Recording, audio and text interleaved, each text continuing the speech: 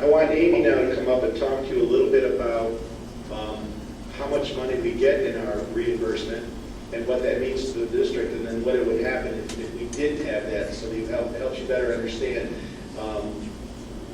when you ask the question with what Waldenville is doing. So Amy, and then I'll come back and talk a little bit more and address your question. Okay, so what I did is I figured the easiest way to do this is just break it right down. All right. So I figured when we looked at Beeville, the easiest school to compare would be PV Moore to Beeville and what they were doing. All right. Even though I did show all of the schools listed there for your reference points later on. What I did is I took PV Moore. I think that when I do this, there we go. We'll highlight it. Okay. At PV Moore, every day for the month of September, 20 service days this year, we served a total of 4,221 free meals. Okay. Those free meals equated from federal and state reimbursement $13,085 for the month of September 2014. Reduced meals, we served 1,161.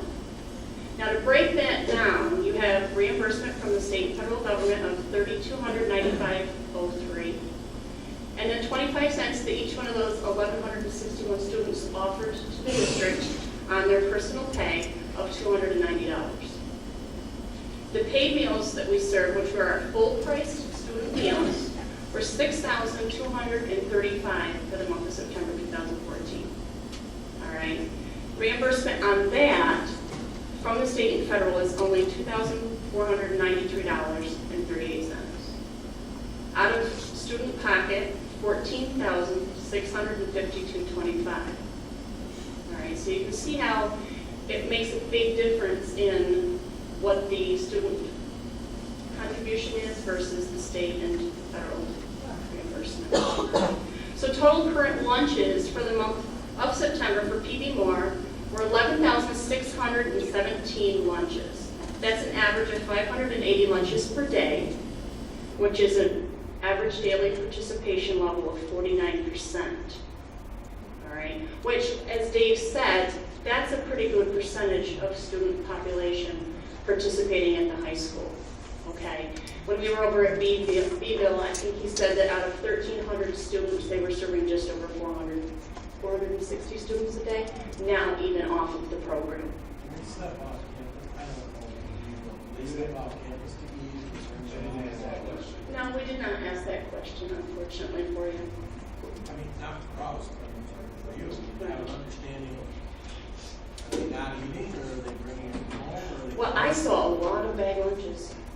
Not, yeah, I mean, we see them here, but I made it a point myself to go out and look. They have their cafeteria set up in 3 different segments, and I kind of perused through, and there were students who weren't eating at all. There were many students with brown bags, and then they had those who participated. What were the price ranges? I mean, okay, so our total lunch is what, $2.50 for the? It's $2.35 for a high school lunch. Full lunch. It's $2.50 at Beeville. 15 cents more they have. Okay. So you do that by observation. Did their director provide, are they free data, they share that? You would if I asked, absolutely. Yeah, I'd kind of like to see it compared with how ours is kind of out here. You know what I mean? Like, what's their daily percentage? How many lunches are they serving? And was that just on like a particular day? You know what I mean? Based on what the entrees were for that day. Because you guys love to have one day that people like the pizza day must be like people buy like crazy. You know what I mean? Yeah. But like at the elementary school. or something. Actually, it's breakfast for lunch. Breakfast for lunch day? Believe it or not, yeah, it is our number one. We on a daily basis for the district-wide can go anywhere from 2,100 and up. Okay. All right, and our low ball is about 18. Okay. If I may, for the month of September, we were reimbursed about $19,000 from the federal government. Correct. Correct? The 13,085 to 3295 and the 2493. Correct. And so what I did, those are all current numbers for the month of September. All right, so what I did is I wanted to get an idea as to what would happen if we were to opt out as just the high school, all right? Which is why I highlighted this. I did include the other schools for you to reference later on, but ideally just the high school for now, if we were to opt out as Beeville did. So I took that last segment of the prior slide, and I transposed it onto the beginning of this slide just to reference those numbers again. Out of the ADP at PB Moore, we had, as I said, 49%. Out of that 49%, presently 43% of that number are students who are on the free and reduced child nutrition program. Okay, so 43 of the 49. 43% of the 49, correct. Okay, so if our enrollment here at PB Moore is 1,278 students, if we were to opt out of the program for the month of September, we would have had to serve at full price, $2.35 every lunch, 14,390 students, which equates to 719 students per day at $2.35, just to cover the revenue that they pay us. All right. Which is an average daily participation across the board of 56%. All right, so I think if you really look at the numbers and you really look deep, they're substantial impact if you were to pull out of the program. I can tell you right now, from talking to the other 9 schools, not one of them wants to give up the free or reduced money. I mean, no, none of us are in a position to do that. It's not financially there. And Mallsville is subsidizing out of the money they think they're gonna make for the free and reduced kids that they're now still getting. And the thing was kind of interesting was, I think he had about,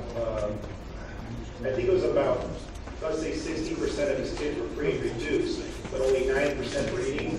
Now that he changed his menu, he's added about 5% more kids. That he's subsidizing. Now he's subsidizing. Right. So he doesn't even think he's gonna be able to pull this off, to be honest with you.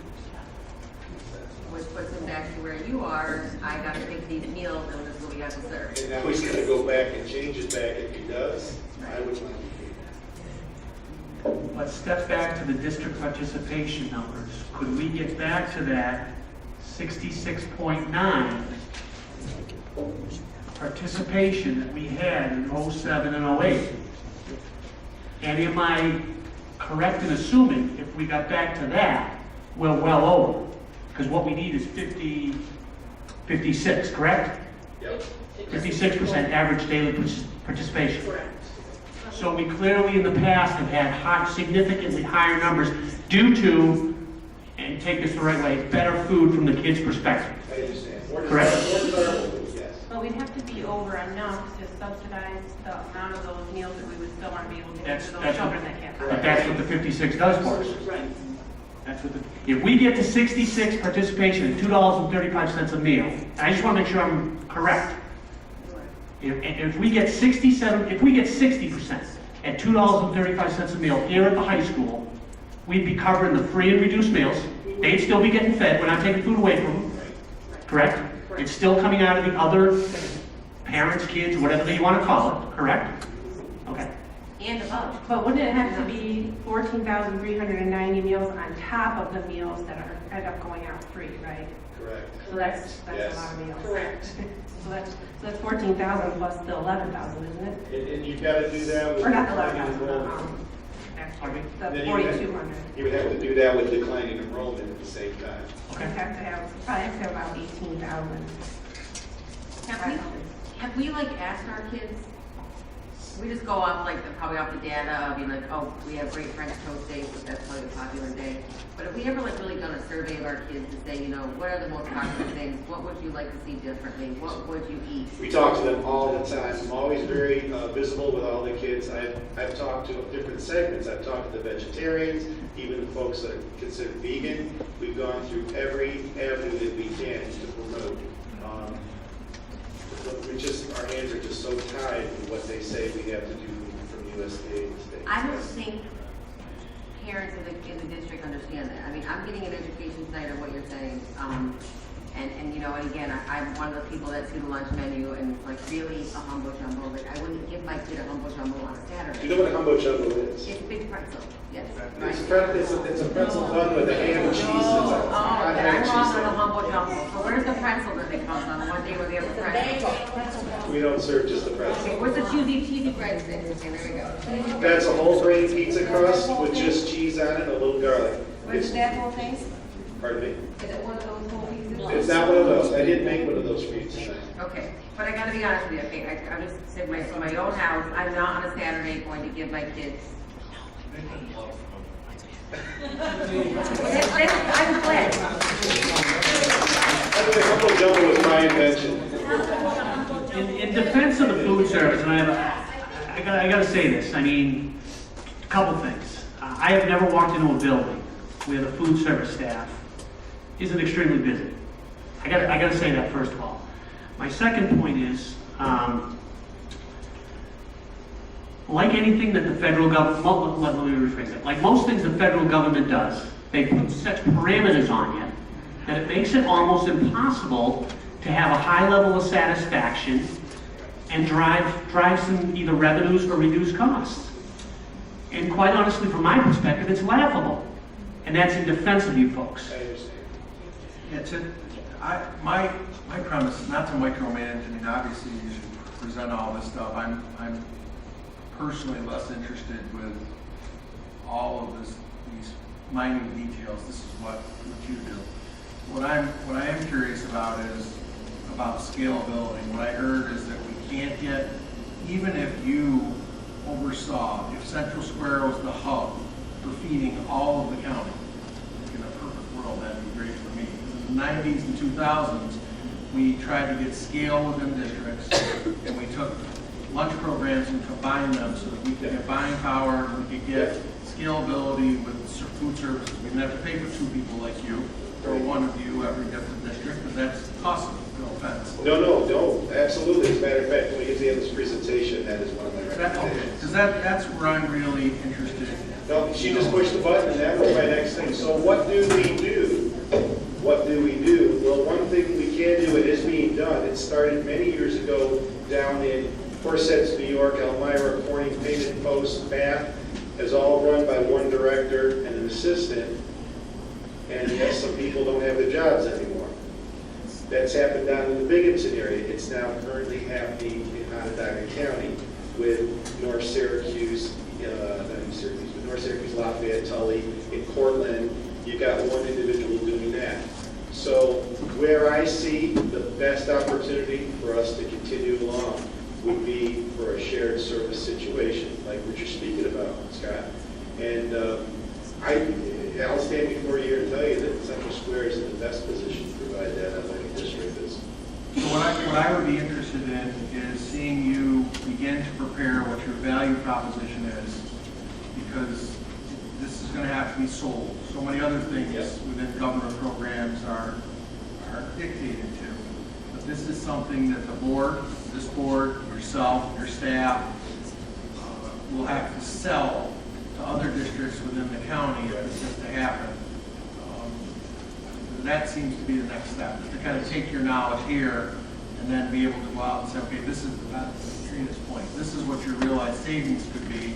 These are what our projections look like. So I didn't mean to be snide in terms of my question about Beeville, but it's the data gathering when you go and make an observational visit. That's important. You get to see and smell and touch. That's wonderful. But it's the metrics. What are the real numbers? What do the demographics look like to be able to know whether or not you can even smell a chance of getting any of that business? And I think you're in a pretty good position. You got a board member who understands this. And with your background, it seems to me that we might be the most competitive district to be able to go out there and, I hate to say it, but steal this business from the other schools. Well, It happened in Oneida County 20 years ago. Yeah. They were doing it. The climate here is actually good. I am the second youngest director in the county. There are going to be a lot of retirements coming up. I'm not suggesting anything other than that is something to think about. Joe, isn't there something that you you and the other superintendents in Oswego County have been kind of talking about? Absolutely, absolutely. Not only just in food service, but looking at ways in which we can share services. I did talk with the Hannibal superintendent and another, I can't remember where, that they are very concerned also because they're losing money on their food service also. I can't imagine a district that small now. I mean, very difficult for a small district to make this work. Can I just make a suggestion? Sure. This is like fantastic stuff, and obviously not everybody has these out there, but we talk about an education process. So the lunch menu comes out, and maybe this stuff is available and I just don't know It's it. online. It is right out there behind it, because if I opened up the lunch menu and knew this was out here behind this, I as a parent would be like, oh, I know what the humble jumbo is now, and you know what? So when my kid comes home and complains, I'll be like, well, why didn't you eat the ham or take the cheese off it? You know what I mean? Like those Sure. sort of things. So, or I can now explain why you can only get one pack of ketchup. Right. because I really didn't understand that concept. That's located in our nutritional section, but I think you make a good point. Maybe it needs to be something closer also, where the menu is for a parent to use as a I don't tool. think parents know that. I think even like when you get your kindergarten kids, maybe you ought to explain to the parents that, listen, Johnny's gonna be starting school and he's gonna be getting this and he may not be happy, but I have to give it to him once. If I may, on that point, I at least sat through two open house, or two kindergarten orientation, thank you. And you presented at both those, so I don't know if that's consistent across the, to all the parents. Yeah, I do. I go to all the kindergarten I know you orientations. do, yeah. And then anytime I'm invited to the classroom, I like to, if I can find a teacher willing to let me in, and they're very good about letting me in, usually that spreads to other teachers within that school, and I can usually go visit 6 classrooms within a 2 or 3 day period. Obviously, my clientele I'm visiting in the elementary schools isn't going to understand this, but when I did it last year, we talked about how important the different colored vegetables were. We made it very basic to them, and then explained a little bit why there's rules and why we have to follow them, to their ability to understand. Yeah, but I think kids are starting to get more conscious about where their food comes from. They're very good with it. They're very intelligent. They understand what You they're bet. getting and what they're eating. And so, I mean, I think this is an opportunity not only to keep educating them, but to educate parents where this is. Maybe it's like in that, you know, that booklet that comes home at the beginning of the school year that says, it's the bus runs, this is what's going on with the district coming up. I know you can't call this in there, but you could put a thing in there about, please understand that, you know, have to give food out. You know, I mean, I don't know, I just think refer them back to the website or something. These people do a fantastic job, I have to tell you that. They I do. can't believe the number of kids that know the lunch ladies, they know, I don't mean to use that term, but you know what I mean, they know your names, they know you guys feed them every day, and I appreciate you taking care of the kids and making sure they do eat, because some kids still feel they get for the day, and I think that's really That's important to correct. say thank you that you do that. And I know that I always love the lunch ladies, I always love the lunch ladies, they're always the nice There's a lunch people, guy, you too. know, I know. But it's nice, and, Everybody else loves you, Dave. I hear it. sorry, Dave. Not feeling I'm alone. a lot tonight, I'm sorry. David, it seems, well, I may be less concerned with portion sizes and all that because of your command and your staff's command, understanding all that. It seems to me that we have a window of opportunity because we are the most profitable district amongst all of these regulations. So your staff, your team seems to understand it better than most. We already have a competitive advantage because of the scalability that we enjoy with our size. But that window is not there forever. It's one legislative act away from repeal. Somebody else comes in and doesn't believe in what Obama Right. has pushed through in her agenda. Respectfully, I'm saying it the right way. Her nutrition agenda, I'm not saying it's bad or good, bad or not, but the fact of the matter is, you have this window. Yes, we do. And so, to me, if the way that we can reap more profitability for our own program is to serve others, we should move on that very, very quickly. And I'm more concerned with that than, dare I say, the PR, because they're eating it anyways. The kids are eating. I mean, my kid gets a packed lunch for him, and he still runs up a desk with you guys all the time. We're No matter happy. what we say, you know. We appreciate your debt.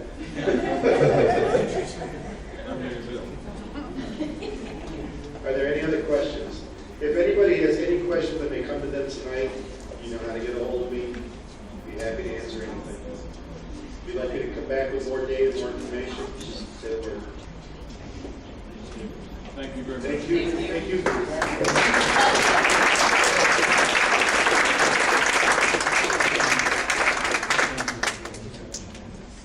Do people have questions for Mrs. Ladd that they postponed the school lunch presentation regarding the budgetary? I'm sorry, Maureen, that was part of the deal. You said when you, Thank you. anybody have any further questions for her regarding the budgetary trends? Thank you.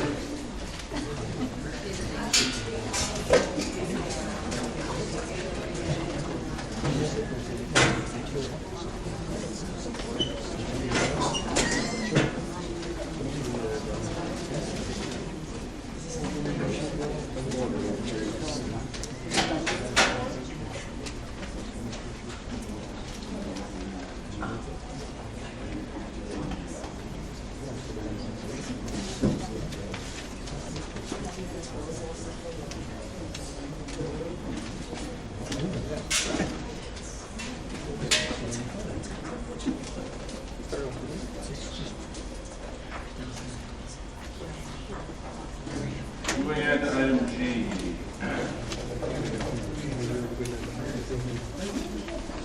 Is there a second? Any discussion? All in favor, please? Thank you. Moving on to item H, I also would like to entertain a motion in its entirety for item H. Mr. McCarthy? Second? Mrs. Wall? Discussion?